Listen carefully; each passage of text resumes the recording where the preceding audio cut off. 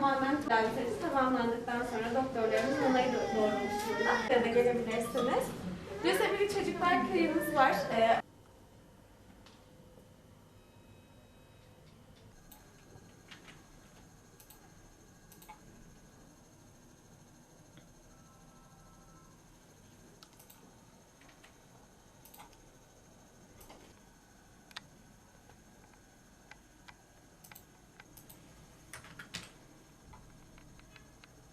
Lösemi hastalığı kemik iliğinden kaynaklanan bir hastalık. Hani her ne kadar halk arasında kan kanseri diye bilinse de aslında kemik iliğinin kanseri. Kemik iliğinde öncül hücrelerimiz var, kan üreten. Bu öncül hücrelerin kanser hücrelerine dönüşmesi ve kemik iliğini doldurmasıyla bizim normal çalışan kan hücrelerimizi düzgün üretemememizle neticelenen bir durum. Tedavi edilmezse ölümcül bir hastalık. O yüzden bir an önce tanı koyup tedaviye başlamak gerekiyor. Lösemi aniden çıkan bir durum, yani hızlı gelişen bir hastalık. O yüzden genellikle hikaye bir hafta 10 gün öncesinde başlıyor. Çocukta aşırı bir halsizlik, yorgunluk, vücutta morarmalar, ateş, kemik ağrıları, burun kanamaları, diş eti kanamaları gibi bulgularla genellikle geliyorlar. Kilo kaybı yine önemli bir bulgu. Tedavisi mutlaka yatırılarak ve kemoterapi verilerek yapılması gerekiyor. Uzun bir süreç. Genellikle 2 yılı buluyor. Bunun 7-8 ayı genellikle yoğun tedavi oluyor. Diğer 1-1,5 yılı da hafif ev tedavisi şeklinde süren kemoterapi alması gereken hastaların bir durum. Hani bunlar diğer kanser türleri gibi değil. Dediğim gibi bir hafta 10 gün içerisinde bulgu verdiği için hani tedavide gecikme, tanıda gecikme genellikle olmuyor. Çünkü kan değerleri hızlıca bozulduğu için bu çocuklar doktora erken gidiyorlar. Ya bir yerinden kanaması oluyor, ya düşmeyen ateşleri oluyor, ya çok derin solukluğu, kansızlığı oluyor. O yüzden genellikle erken tanı konulabiliyor. Tanı konduktan sonra da zaten birkaç gün içinde tedaviye başlamak gerekiyor.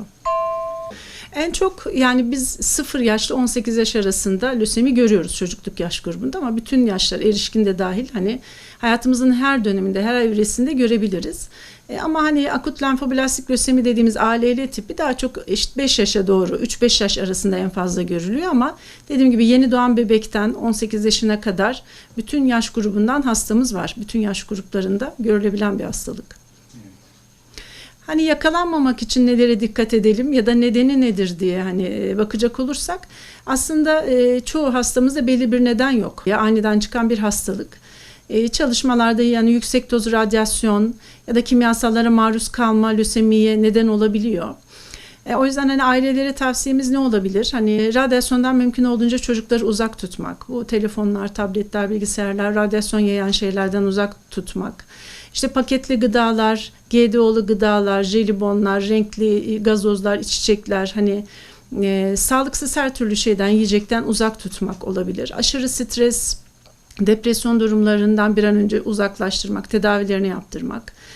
Boyalar, kimyasallar gibi hani çocuğa zararlı olabilecek şeylerden uzak tutmak hani ailelerin görevi olabilir, ama bütün bunlara rağmen yine lösemi ortaya çıkabilir. Ancak bu tür şeylerden uzak durmakta her zaman fayda var. Çocukluk çağı lösemilerinde başarı oranlarımız yüksek. Yani en sık gördüğümüz 2 tipi var. Birisi ALL, birisi AML diye. Onlar da kendi içinde ayrılıyor.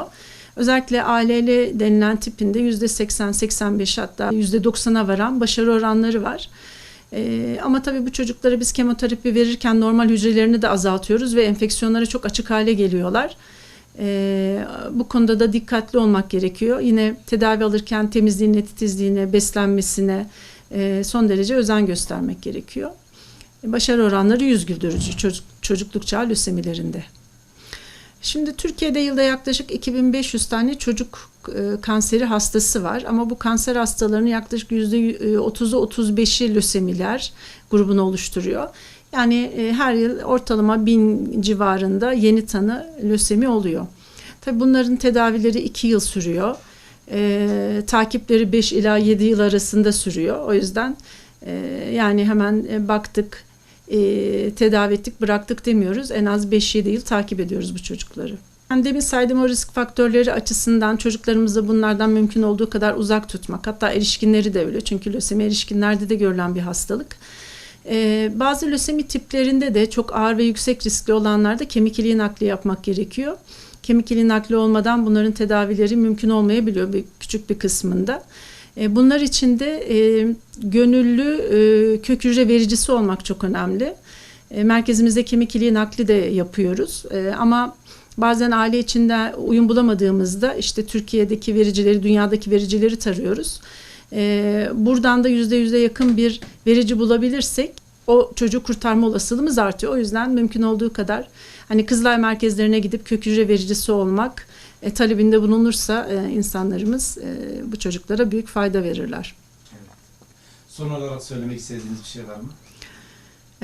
Son olarak teşekkür ediyoruz. 2-8 Kasım Lösemi Çocuklar Farkındalığını bu vesileyle halkımıza ulaştırabilme imkanı verdiğiniz için. Çocuklarımız için de gelin donör olalım, verici olalım, onlara katkı sağlayalım diyoruz.